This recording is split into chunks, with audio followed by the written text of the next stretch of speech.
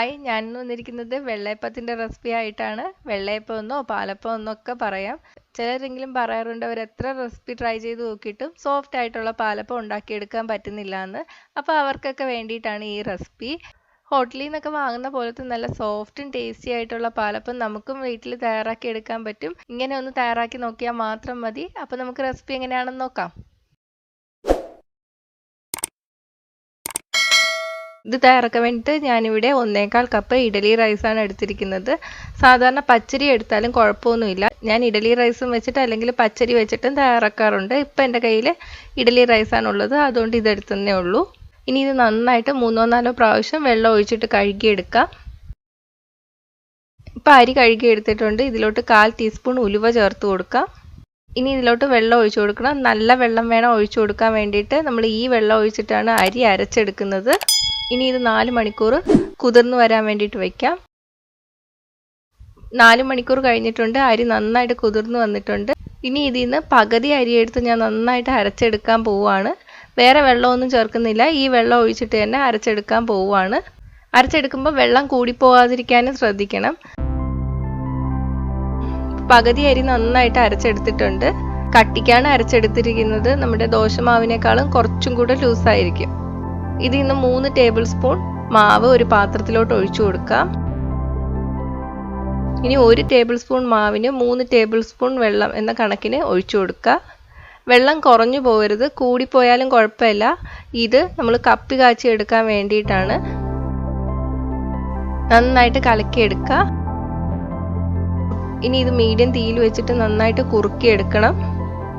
തീ കൂട്ടിയിടരുത്, പെട്ടെന്ന് വെള്ളം വറ്റിപ്പോവും. അപ്പോൾ ഇത് നന്നായിട്ട് വെന്ത് വരില്ല. വെള്ളം കുറഞ്ഞു പോയാലും പെട്ടെന്ന് വറ്റിയിട്ട് ഈ കപ്പി പെട്ടെന്ന് കുറുകി വരും, പക്ഷെ വെന്ത് കിട്ടില്ല. ഇപ്പം കപ്പി കാച്ചി എടുത്തിട്ടുണ്ട്. ഇനി ഇത് തണുക്കാൻ വേണ്ടിയിട്ട് വയ്ക്കാം. അപ്പോൾ കപ്പി കാച്ചിയത് തണുത്ത് വന്നിട്ടുണ്ട്. ഇപ്പം നേരത്തെ അരച്ചെടുത്ത മാവ് ഞാൻ മിക്സിയിൽ നിന്ന് മാറ്റിയിട്ടില്ലായിരുന്നു. ഈ മാവിലോട്ട് തന്നെ നമുക്ക് ബാക്കിയിരിക്കുന്ന അരിയും കൂടെ ചേർത്ത് കൊടുക്കാം. കപ്പി കാച്ചിയത് ചേർത്ത് കൊടുക്കാം. കപ്പി കാച്ചിയത് നന്നായിട്ട് തണുത്ത് വന്നതിന് ശേഷമാണ് ചേർത്ത് കൊടുക്കുന്നത്. 1/2 കപ്പ് തേങ്ങ കൂടിപ്പോകരുത്. തേങ്ങ കൂടിപ്പോയാൽ അപ്പം ഇങ്ങനെ ഒട്ടിപ്പിടിക്കുന്ന പോലെ തോന്നും. 1/4 കപ്പ് അവലിന് പകരം നമുക്ക് ചോറ് ചേർത്താലും കുഴപ്പമൊന്നുമില്ല. ചോറിനേക്കാളും കുറച്ചും കൂടി അപ്പം സോഫ്റ്റ് ആയിട്ട് വരുന്നത് അവൽ ചേർക്കുമ്പോഴാണ്. ചുവന്ന അവൽ ചേർത്താലും കുഴപ്പമൊന്നുമില്ല, ചെറുതായിട്ടൊന്ന് കളർ മാറുന്നേ ഉള്ളൂ. 2 ടേബിൾ സ്പൂൺ പഞ്ചസാര. ഇനി കുറച്ച് വെള്ളം. നേരത്തെ ഒഴിച്ച വെള്ളം തികയില്ല, അതുകൊണ്ടാണ് ഞാൻ കുറച്ചും കൂടി വെള്ളം ഒഴിച്ചു കൊടുത്തത്. ഇതെല്ലാം കൂടി ചേർത്തിട്ട് നന്നായിട്ട് അരച്ചെടുക്കുക. ഇനി ഇതിലോട്ട് ഞാൻ 1/2 ടീസ്പൂൺ ഈസ്റ്റ് ചേർത്ത് കൊടുക്കുകയാണ്. ഞാൻ ഡയറക്റ്റ് മാവിലോട്ട് തന്നെയാണ് ഈസ്റ്റ് ചേർക്കുന്നത്. ഇനി ഇത് ഞാൻ മിക്സിയിൽ ഒരു 30 സെക്കൻഡ് അരച്ചെടുക്കാൻ പോവുകയാണ്. ഇങ്ങനെ അരച്ചെടുക്കുമ്പോൾ ഈസ്റ്റ് മാവിൻ്റെ എല്ലാ ഭാഗത്തും എത്തും. അല്ലാതെ നമ്മൾ ഡയറക്റ്റായിട്ട് ഒഴിച്ചു കഴിയുമ്പോൾ എല്ലായിടത്തും എത്തിയിട്ട് നന്നായിട്ട് പൊങ്ങി വരില്ല. അപ്പോൾ മാവ് അരച്ചെടുത്തിട്ടുണ്ട്. ഇനി ഒരു പാത്രത്തിലോട്ട് ഒഴിച്ചു കൊടുക്കാം. ഇനി ഇത് ഒരു 8 മണിക്കൂർ പൊങ്ങി വരാൻ വേണ്ടിയിട്ട് വയ്ക്കാം. ഞാനിപ്പോൾ അടച്ചു വയ്ക്കുന്നത് ഒരു നെറ്റ് വെച്ചിട്ടാണ്. ഒന്നുകിൽ ഒരു കോട്ടൺ തുണി വെച്ചിട്ട് മൂടി വെച്ചാലും മതി. ഒട്ടും എയർ കടക്കാതെ അടച്ചു വെക്കരുത്, എന്നാലും നല്ല പോലെ പൊങ്ങി വരില്ല. ഇപ്പം ഞാൻ ഉപ്പും ചേർക്കുന്നില്ല. പിന്നെ ചൂട് കുറവുള്ള സ്ഥലങ്ങളിലാണെങ്കിൽ 8 മണിക്കൂർ ആകുമ്പോൾ മാവ് നന്നായിട്ട് പൊങ്ങി വരില്ല. അപ്പോൾ ഓവനകത്ത് വെച്ചാലും മതി. ഇപ്പോൾ 8 മണിക്കൂർ കഴിഞ്ഞിട്ടുണ്ട്. മാവൊക്കെ പൊങ്ങി വന്നിട്ടുണ്ട്. ഞാൻ ഇന്നലെ ഉപ്പൊന്നും ചേർത്തിട്ടില്ലായിരുന്നു. അപ്പം ഉപ്പ് നേരത്തെ ചേർക്കണ്ട, നമ്മൾ ചൂടാൻ നേരത്ത് മാത്രം ചേർത്താൽ മതി. ഒരു 3/4 ടീസ്പൂണോളം ഉപ്പ് ചേർത്ത് കൊടുത്തിട്ട് നന്നായിട്ട് മിക്സ് ചെയ്തെടുക്കുക. മിക്സ് ചെയ്തെടുക്കുമ്പോൾ മാവ് കോരി ഒഴിച്ച് മിക്സ് ചെയ്യരുത്, എന്നാൽ അപ്പം സോഫ്റ്റായിട്ട് കിട്ടില്ല. ഇങ്ങനെ കറക്കി തന്നെ മിക്സ് ചെയ്യുക. അപ്പം ഉപ്പൊക്കെ കറക്റ്റാണോ എന്ന് നോക്കുക. ഇനി നമുക്ക് ചുട്ടെടുക്കാം. അതിന് വേണ്ടിയിട്ട് അപ്പച്ചട്ടി ചൂടാക്കി എടുക്കാം. അപ്പച്ചട്ടി നന്നായിട്ട് ചൂടായിട്ട് വരുമ്പോൾ മാവ് ഒഴിച്ചു കൊടുക്കാം. എന്നിട്ട് ഇതുപോലെ ചുറ്റിച്ചെടുക്കാം. ദോശമാവിനേക്കാളും കുറച്ചും കൂടെ ലൂസായാൽ മതി, വെള്ളം കൂടി പോകരുത്, എന്നാൽ ഇതുപോലെ കിട്ടില്ല.